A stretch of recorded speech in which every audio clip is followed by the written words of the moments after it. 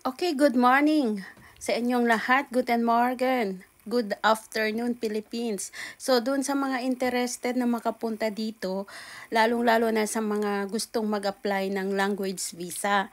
So, kung kayo ay high school graduate, walang natapos sa college, at saka walang mga work experiences, ito ay napakaganda para sa inyo. Pero kung kayo ay may mga natapos na sa Pilipinas at may mga working experiences na, pwede kayong mag-apply ng chance and carte. So, ibang visa naman yon. O kaya ay working visa. So, ang tatalakayin ko ngayon ay para sa language visa. So, yung mga interesadong makapunta dito through language course visa, so, ganito ang mga step na gagawin ninyo. Kasi yung una kong video naputol, walang sound yung huli kaya binago ko na naman. So, first step, kung kayo ay may sponsor, so yung sponsor ninyo, ang gagawin niya para sa inyo ay kukuha siya ng formal obligation. Doon siya kukuha sa Auslander Amt. Tapos, i-enroll niya kayo sa language courses dito. So, kung wala pa kayong A1 sa Pilipinas, magsisimula ang i-enroll niya ay A1, A2, at B1. So, tatlong courses yan. At minimum of 18 hours a week. So, intensive course dapat ang i-enroll sa inyo. Tapos, kapag na-enroll na niya kayo, so bibigyan siya ng certificate o bibigyan siya ng confirmation na kayo ay naka-enroll na doon at yung kanyang resibo. Kasi kailangang isubmit yan sa German Embassy sa Makati. Pagkatapos niyan, ikukuha niya kayo ng health insurance dito sa Germany. So, may mga health insurances na mura at saka meron naman mas mahal. So, pwede kayo sa mga private health insurance kapag papunta dito katulad ng ADAC, o kaya Movista.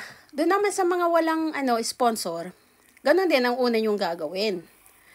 Kailangan din yung instead of formal obligation, black account. So, magdalaga kayo ng pera sa black account. So, may mga companies dito na nagka-cater ng black account katulad ng Fintiba. Doon ako kumuha sa anak ko. Expatrio o kaya Deutsche Bank. Yan. Mag-o-open kayo ng account dyan at maglalagay ng pera kung gaano katagal yung inyong German course. Ganun din katagal ano bang tawag dyan? Ganun din ang ilalagay nyong pera. So, kung 6 months ang kukunin yung German courses, 6 months din, equivalent, so 6 months din ang ilalagay nyong pera sa inyong black account. So, ngayon, more than 1,000 na ang cost of living dito sa Germany. So, more or less, kapag 6 months ang inyong Deutsch course o German courses, so maglalagay kayo ng more than 6,000 euro sa inyong bank account. Yan, more than 6,000 euro. So, yan, black account para sa mga walang sponsor at formal obligation para dun sa mga may sponsor. Then, yung mga walang sponsor, mag-enroll din kayo sa mga German schools o German courses. Mag-enroll din kayo ng German courses sa mga language schools dito sa Germany. Kailangan yun ay face-to-face. Walang magtatanong ha kung online ba. Hindi ho. Face-to-face, intensive course, at least 18 hours a week. So, yan ang enroll ninyo. Kukunin nyo din yung inyong registration form na kayo ay naka-enroll doon at syempre yung resibo din. So, kailangan nyo. Then, kukuha din kayo ng health insurance for 6 months. Kung 6 months yung iyong German courses. Then, kung wala kayong sponsor, yung mga do-it-yourself, maghanap din kayo ng inyong matitirhan dito para sa accommodation ninyo. So, sabi ko, kung hindi kayo makahanap ng normal na apartment, pwede rin kayong mag-book sa mga hotel o kaya sa mga Airbnb. Then pagkatapos, pag nandito na kayo, saka kayo maghahanap ng matitirhan ninyo. Pero, very hard to find an apartment here in Germany. So, kapag mayroon na kayo niyan, mga importanteng bagay na yan, yung mga other documents to be submitted in German Embassy in Makati, very easy to provide na. Katulad ng passport, pictures, yung application form, makikita yan sa German Embassy page. I-click nyo lang, meron na kayong form. Then, Lebenslauf o yung curriculum vitae, motivation, rootedness, ano pa ba yung mga kailangan. So, tignan nyo na lang sa manila.tiplo.de ang mga other requirements. So, ito muna ang mga binabanggit ko, yung mga very hard to make o to provide. Ang una kong mga binabanggit, katulad yung enrollment, yung inyong black account, napaka-importante yan, at saka health insurance.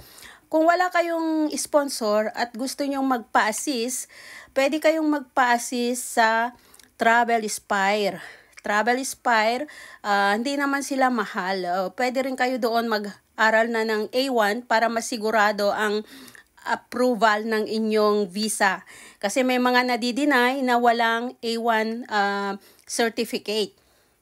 Pero kung may A1 certificate na kayo, mas maraming chances na kayo ay ma-approve at makakuha ng visa. So kung gusto nyo magpa-assist sa Travel Spire, pwede kayong mag-join ng kanilang Zoom. Sa Sunday, meron na namang Zoom ang Travel Spire. So pwede kayong mag-send sa kanila ng curriculum vitae, sa email at saka sa WhatsApp. So may mga post ako dyan about Zoom para sa assistance of visa. So, hindi lang language visa ang ina-assist ng Travel Spire, working visa, chance and carte, family reunion visa, and more. So, magandang tingnan nyo din yung kanilang page at mag-join ng Zoom. So, yan lang muna para sa mga aspiring applicants. Good luck everyone, and please don't forget to follow, to share, and comment in my video. Thank you and good luck. Choose!